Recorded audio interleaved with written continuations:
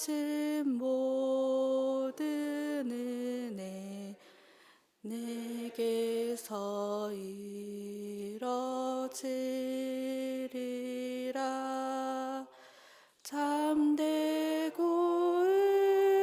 의지하는 자 주께서 기억하시리.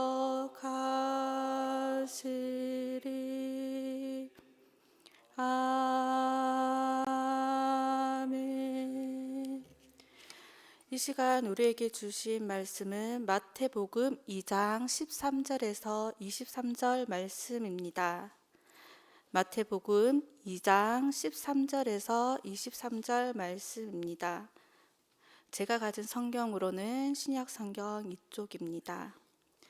찾으신 줄 알고 한 절씩 교독하시겠습니다. 그들이 떠난 후에 주의 사자가 요셉에게 현몽하여 이르되 헤롯이 아기를 찾아 죽이려 하니 일어나 아기와 그의 어머니를 데리고 애굽으로 피하여 내가 내게 이르기까지 거기 있으라 하시니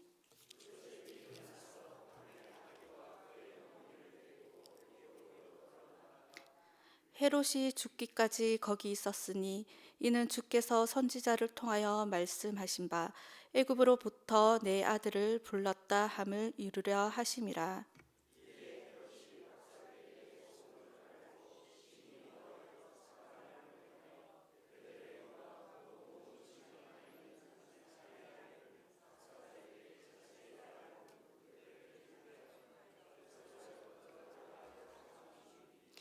이에 선지자 예레미야를 통하여 말씀하신 바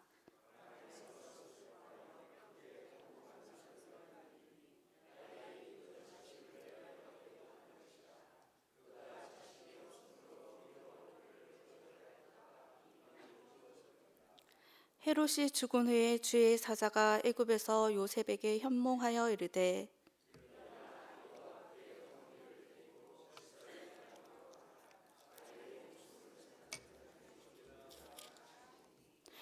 요셉이 일어나 아기와 그의 어머니를 데리고 이스라엘 땅으로 들어가니라.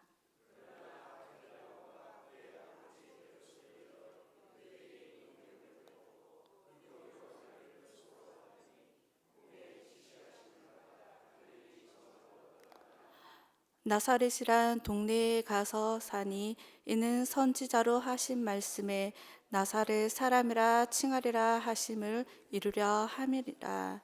아멘. 우리는 예수님을 부를 때 하나님의 아들이라고 고백을 합니다. 하나님의 아들이신 예수 그리스도를 통해 하나님의 자녀된 우리는 온전한 하나님의 자녀로 살아가야 합니다. 오늘 이 시간 말씀을 통하여서 우리가 예수 그리스도 안에서 하나님의 온전한 자녀로 살아가기를 결단하는 귀한 시간이 되기를 소망합니다.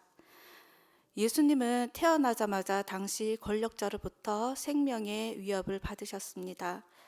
당시 동방의 정치와 종교의 힘과 건세를 가진 동방 박사들의 방문으로 헤롯과 온 예루살렘이 소동했습니다.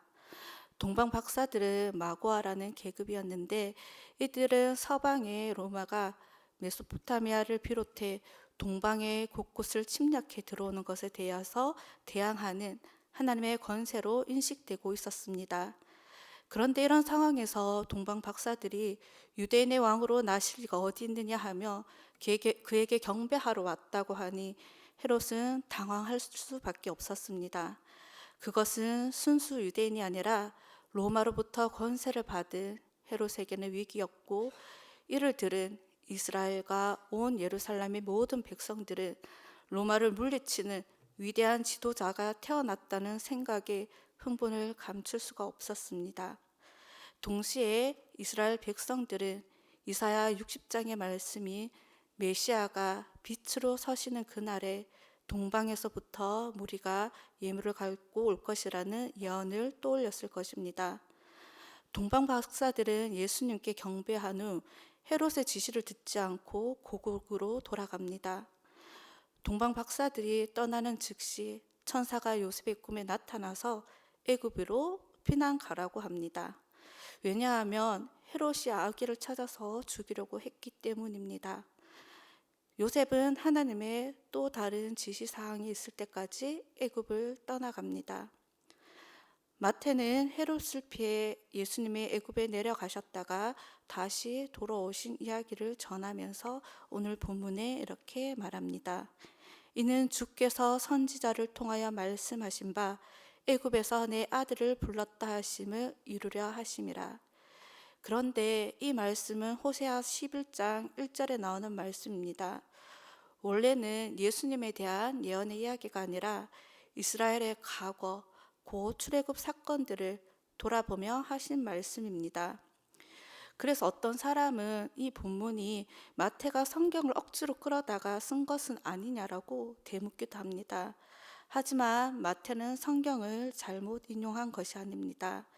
마태는 이 말씀을 통해서 예수님이 누구신지를 설명하려는 것입니다. 호세아 11장에서 하나님은 이스라엘을 이렇게 부르십니다. 내 아들이라고.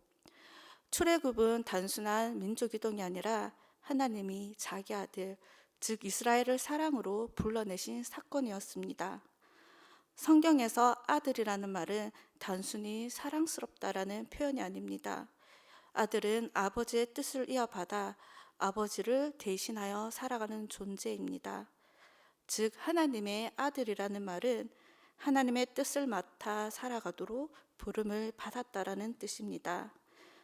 이스라엘은 하나님의 아들로 부름받았지만 그 부르심을 끝까지 감당하지 못했습니다. 그런데 마태는 말합니다. 예수님은 바로 그 이스라엘의 자리에서 다시 서신 분이라고 말입니다. 예수님께서는 이스라엘이 걸어갔던 그 길을 따라가십니다. 애굽에서 나오시고 광야로 나아가시고 시험 앞에 서시며 하나님의 구속 사역을 완성하는 분이시라는 것을 말해줍니다. 이는 마태복음에도 나타나고 있고 이것을 통하여서 이스라엘의 구원자 모세와 오버랩되는 모습을 보이기도 합니다. 로마치아에 있던 1세기 당시 유대 히브리인들은 당시 이스라엘을 애굽에서 끌어내며 이스라엘 백성들에게 자유를 안겨준 모세의 이야기에 대해서 일상적으로 듣고 있었습니다. 왜냐하면 모든 자유가 통제된 그 로마 시대에 출애굽하던 그 사건은 하나님의 언약을 기억하는 그러한 사건이기 때문입니다. 헤롯은 박사들에게 속은 것을 알고 2살 미만의 아이들을 죽이라고 명령을 합니다. 그의 아내와 어머니, 아들까지 죽인 헤롯의 잔인성으로 볼 때 베들레헴 안에 있는 30명 남짓한 2살 미만의 아이들을 죽이는 것은 그에게는 어쩌면 정말 쉬운 일이었을지도 모릅니다. 오늘 본문에 나오는 그 라마는 예레미야의 고향이자 이스라엘 백성들이 바벨론으로 끌려가는 길에 위치한 곳입니다. 원래 라헬은 에브라길에서 죽었지만 예레미야의 예언에서 그 장소가 옮겨져서 라마로 이야기되어지고 있습니다. 포로로 잡혀가는 그 자녀들을 보며 애통해하는 그 눈물이 새 언약을 통해서 위로받고 지금 아이를 잃고 비통해하는 그 아픔이 여기서 그치는 것이 아니라 그 백성들의 고통 가운데서 오신 예수님, 저기 멀리서 고통을 지켜보시는 그 주님이 아니라 공간과 시간을 뛰어넘어서 이 고통의 한 자리 가운데 들어오셔서 우리의 구원을 이루어 가신다고 본문은 말씀하고 있습니다. 절망과 고통 가운데 있는 우리의 아픔의 그 한가운데 그 십자가에서 모든 고통을 짊어지시고 우리의 아픔과 절망과 함께 하시며 위로하시는 그 하나님의 사랑을 보여줍니다. 헤롯이 죽은 후 요셉은 하나님의 말씀을 듣고 이스라엘 땅 갈릴리 지방 나사렛에 정착합니다. 그때는 이미 헤롯이 죽고 그의 아들 아켈라오가 왕이 되지만 아켈라오는 헤롯 못지않게 잔인한 성정을 가진 사람이었습니다. 역사에도 잘 나와 있지만 반란했던 사람 한 3,000명을 쉽게 죽일 수 있는 그런 사람이었습니다. 그래서 요셉은 아켈라오의 힘이 닿지 않는 자신이 살았던 동네인 갈릴리 나사렛 지역으로 옮깁니다. 우리가 북이스라엘의 역사를 살펴보면 알 수 있듯이 이방 문화가 섞여 있는 땅, 사람들에게 주목받지 못한 땅, 선한 것이 날 수 없다고 무시당하던 그 땅, 그 소외된 곳에서 예수님께서는 자라나셨고 공생의 사역을 시작하셨습니다. 병든 자들이 있었고 가난한 자들이 있었고 소외된 이들이 있던 그 땅에서 예수님은 하나님의 나라를 선포하고 계십니다. 그리고 그 사역은 결국 예루살렘의 십자가로 향해 있습니다. 마태는 우리에게 말합니다. 하나님 나라의 중심에서는 하나님 나라는 완벽한 것에서 시작되지 않는다고 말합니다. 우리가 기댈 만한 무언가가 하나님의 나라를 시작하거나 이루어 간다고 말하지 않고 있습니다. 그래서 우리가 지금 교회를 섬기고 하나님 나라를 살아갈 때도 우리의 부족한 것이 어쩌면 당연한 것일 수도 있습니다. 갈릴리라는 변두리에서 시작되었고 나사렛이라는 낮은 자리에서 자라났으며 십자가라는 가장 낮은 곳에서 하나님의 그 구원은 완성되었습니다. 이제 말씀을 정리하겠습니다. 하나님의 자녀로 살아간다는 것은 문제가 없다는 삶을 뜻하는 것이 아닙니다. 때로는 예수님처럼 피난이라는 녹록지 않은 무거운 발걸음을 걸어야 할 때가 있습니다. 믿음으로 선택했는데 상황이 더 어려워질 때도 있습니다. 그러나 하나님은 그 길에서 우리를 버려두지 않으십니다. 때가 되면 다시 부르시고 회복시키시는 분임을 기억했으면 좋겠습니다. 또 하나님의 자녀로 살아간다는 것은 울음을, 고통을 피해가는 삶이 아닙니다. 때로는 설명되지 않는 아픔과 슬픔이 우리 가운데 있습니다. 그리고 남모르게 눈물로 버텨야 되는 시간이 있습니다. 그러나 예수님은 그 울음 속으로 들어오신 바로 하나님의 아들이십니다. 우리의 눈물을 하나님께서는 헛되게 하지 않을 것입니다. 그리고 하나님의 자녀로 살아간다는 것은 특별한 자리에 서는 것이 아니라 나사렛 같은 평범한 자리에서 신실하게 살아가는 것입니다. 아무도 알아주지 않는 그 자리 같아 보여도 하나님은 바로 그곳에서 하나님의 나라를 시작하심을 우리는 기억했으면 좋겠습니다. 또한 예수님 시대에도 있었던 그 가난하고 병든 자들, 소외된 자들을 우리가 함께 또 품으며 또 오늘을 살아가야 함을 기억했으면 좋겠습니다. 사랑하는 우리 하늘 담은 교회 성도 여러분, 예수님이 하나님의 아들이시기 때문에 우리는 하나님의 자녀로 살아갈 수 있습니다. 애굽을 향하는 무거운 발걸음 가운데서도 비통과 애통의 눈물의 자리에서도 나사렛 같은 아무도 알아주지 않고 타인의 무관심과 때로는 우리의 존재 가치를 깎아내리는 그런 삶의 현장에서도 하나님을 신뢰하며 살아가는 임마누엘의 하나님을 신뢰하며 살아가는 우리 모두가 되었으면 좋겠습니다. 그래서 오늘 우리 삶의 자리에서 하나님의 자녀로 온전히 살아가는 하늘 담은 교회 모든 성도님이 되시길 소망합니다. 네, 기도하겠습니다. 사랑과 은혜의 하나님 아버지, 갈릴리 변두리에서부터 구원의 역사를 시작하신 하나님 아들 예수 그리스도를 봅니다. 하늘 담은 교회를 세우시고 좋은 믿음의 동력자들과 하나님 나라를 이루어가게 하심을 감사합니다. 예수 그리스도 안에서 같은 마음을 품고 하나님의 뜻을 온전히 이루어드리는 아름다운 교회가 되게 하옵소서. 세우신 담임 목사님에게 건강을 지켜주시고 성령의 능력으로 함께해 주셔서 주신 말씀을 통해 우리가 같은 마음으로 하나님의 뜻을 온전히 이루어드리는 하늘 담은 교회의 공동체가 되게 하옵소서. 잠시 후에는 성경 통독 시간이 있습니다.